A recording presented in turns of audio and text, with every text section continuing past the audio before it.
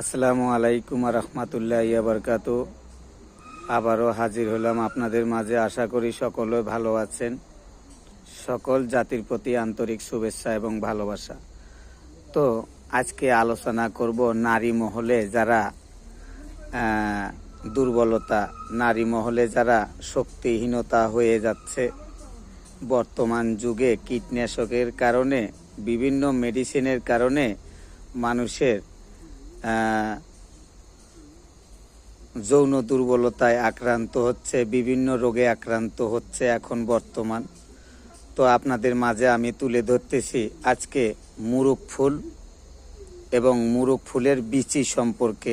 অত্যন্ত উপকারিতা। নারী মহলে যারা শক্তি খাটাতে চান, নারী মহলে যারা অক্ষমতা আছে, তাদের জন্য আমি কিন্তু এই ভিডিওটি আজকে করতেছি।